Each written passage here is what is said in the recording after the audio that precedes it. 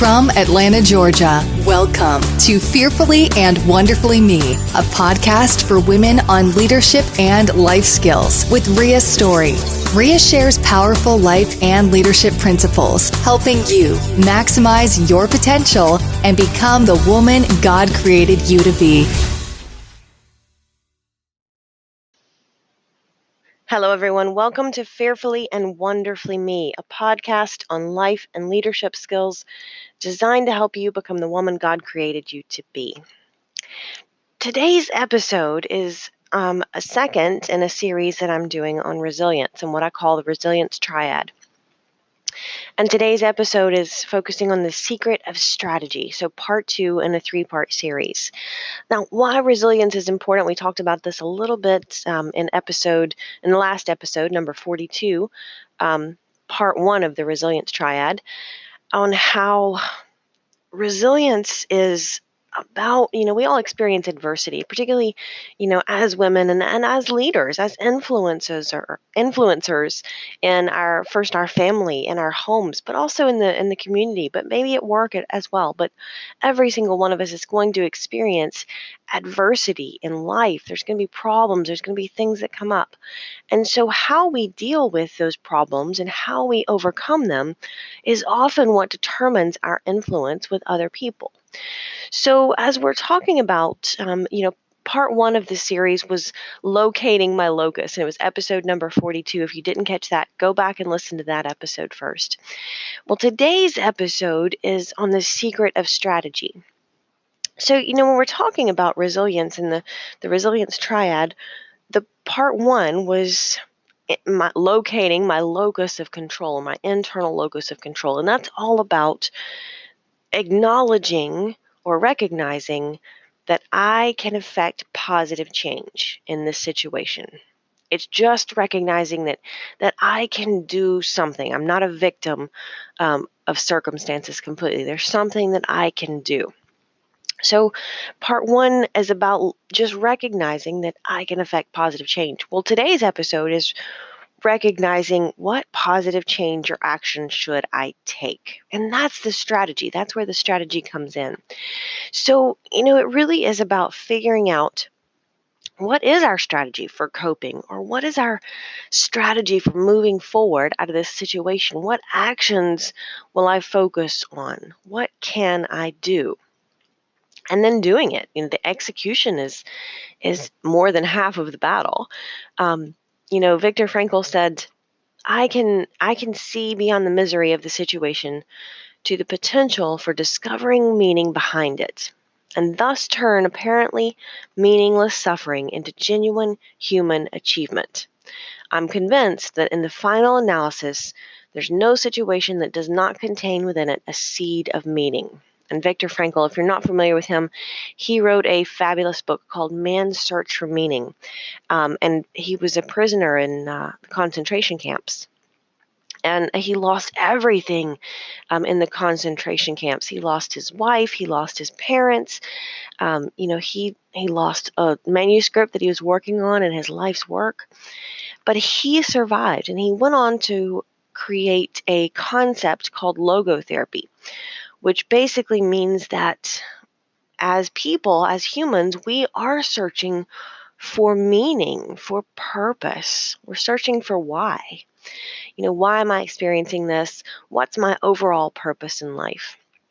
So he really, after he got out, and he is was a psychiatrist, he did a lot of groundbreaking work on logotherapy and helping people, especially other Holocaust survivors, identify their why, their meaning, why they were going through the circumstances to begin with, and how they could turn that into something meaningful. Now, what's interesting is that when we focus on a strategy for moving forward or coping in a situation, a lot of research shows us that the most effective way to help us mentally overcome something or be more resilient, one of the most effective ways for us to do that is to help someone else. And it might be just as simple as volunteering at the food bank. Or, maybe it's sharing our story to help somebody else who's going through something similar. And Viktor Frankl recognized this same fact years and years ago, because part of his concept of logotherapy was that he would ask that person to identify something that they needed to do, whether it was help somebody else by volunteering, or talk about their own experiences to help someone else, or maybe it was just something as simple as writing a song. But he asked them to identify something that they needed to do, that if that thing did not get done, someone else would be suffering or someone else would miss out.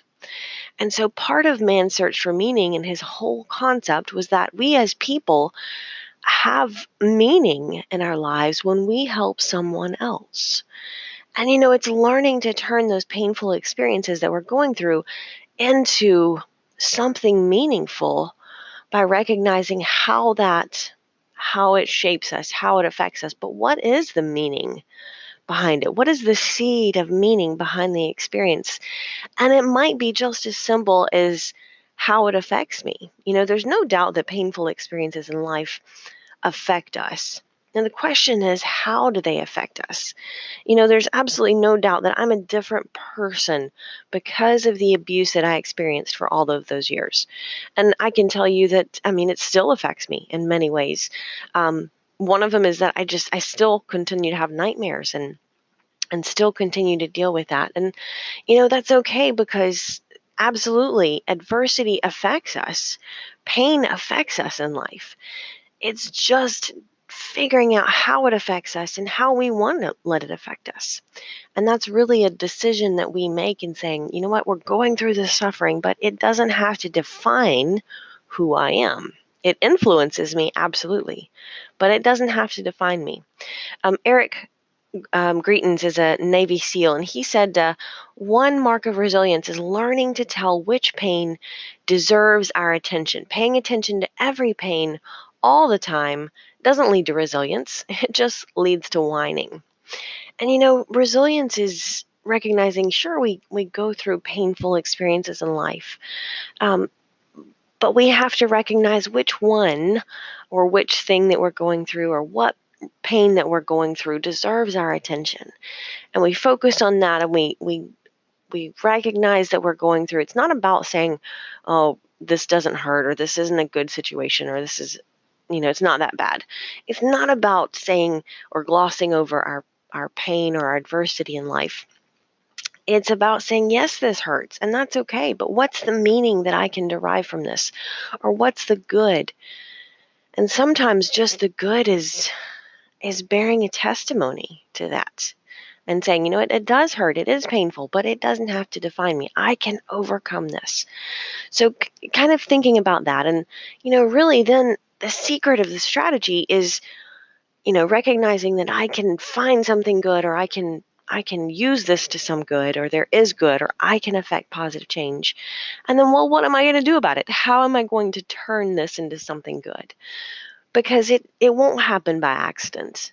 If we don't do something, if we don't affect something to change or cause something to change, then it's just simply a painful experience or adversity that we're staring at. And that's miserable, because if we don't turn it around for something positive, then it does define us. And a lot of times we even unconsciously fall into that victim mindset of saying this bad, terrible thing happened to me. And unconsciously we let it affect us or change us or destroy us. I have a good friend, or a friend who, she's a speaker and an author, and she has a beautiful, sad, tragic story of her daughter. And several years ago, her daughter got cancer, and it was just a heartbreaking experience, and her daughter ultimately died. But my friend Janice has been able to turn that into something good by writing about her daughter Dawn's story and sharing that with other people, and recognizing that horrible, that I can't imagine the pain involved in losing a child, especially like that. And she's been able to turn that into a beautiful thing by helping other people, by writing about it and speaking about it, and saying, here's what I can do. Here's the strategy I'm going to take from that terrible experience. Here's how I'm going to turn that into a good thing. And when we can do that, we find the meaning in it. So number one, recognizing that I can affect positive change. Number two, well, what positive change or what positive action should I take? And that's our strategy when it comes to being more resilient, is just sitting down and saying, rather than focus on how terrible this is, let me focus on what I can do about it. What is going to be my strategy for coming out of this, coming out of the darkness and going through to the other side? What's the man or the woman in this case search for meaning? And as we're searching for the meaning behind it, most often the most powerful thing that we can find is the meaning often is that we can turn that around and into a way to help someone else. Well, join me for part 3. It should come out this Friday, and that's going to be part 3 of this series of the Resilience Triad. Until next time. Start increasing your influence and maximizing your potential with Ria's audiobooks. Available at audible.com, amazon.com, and iBooks. Please visit riastory.com to learn about Ria's books, resources, speaking, and training programs. Thanks for listening.